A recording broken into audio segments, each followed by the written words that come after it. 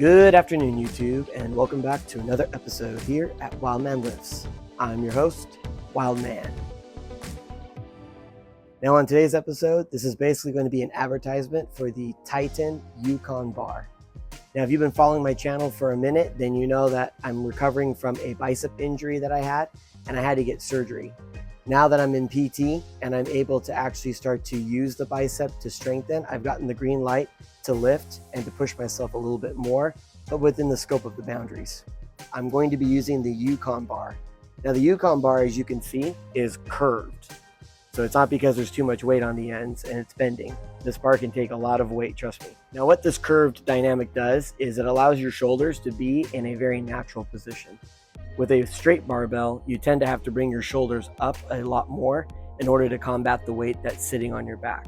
With this bar, you can bring your shoulders down a lot more, and that's going to make it so that your shoulders aren't getting impinged in the process. Now, because of its curved nature, there are a few things that you need to be aware of.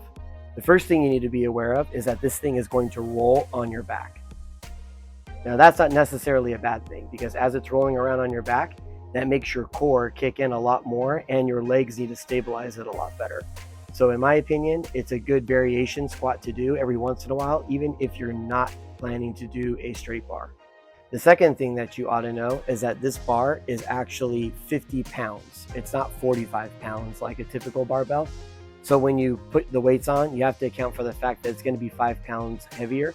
And for some people, including the swing that it has, that might mess up a lot of PRs. So you might want to be aware of that before you strap one of these things on your back. So for today's workout, I'm going to be doing the back squat with this, and I'm also going to be doing a Yukon Yoke walk, and I'll be doing it from the rack. So let's jump into the workout and I'll show you how this works. Now, hopefully this is a good view of how this Titan bar works. So you can see, because of its curved nature, the bar actually wraps around my shoulders and lowers my hands significantly, which really takes the tension off your shoulders, especially under heavier loads when you're doing back squat. And that's the main reason why I'm using it, because I'm trying to get back into weightlifting. And last week I did 140 pounds for 10 repetitions with this bar, plus a lot of assistance works, a lot of body weight stuff. So now I'm actually trying to go up to a tough 6 under tension.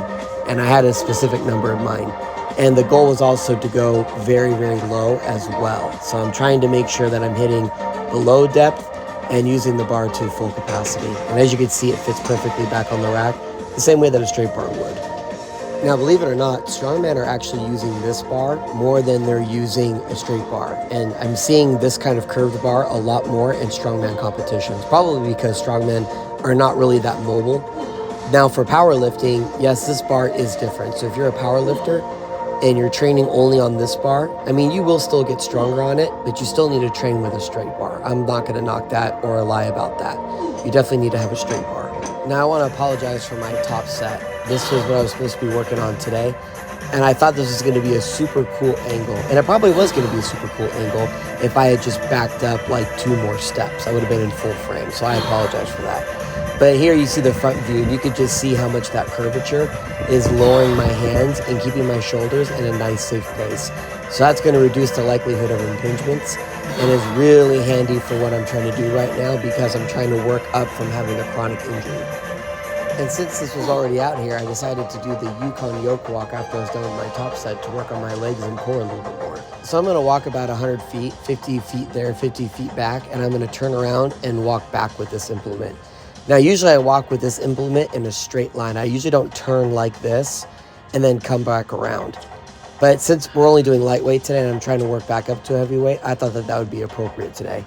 So I decided to go without putting straps on. You'll see in my old videos, I actually use straps to hang from the bottom.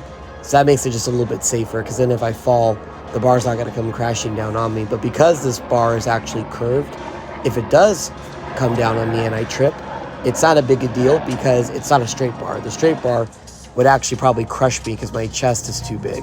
But because it's curved, it would actually be pretty safe. So this is a safe implement to use to get in and out of the rack. And since it fits like a normal barbell in a rack, it's pretty easy and handy to do this in a gym, if you were like in a commercial gym.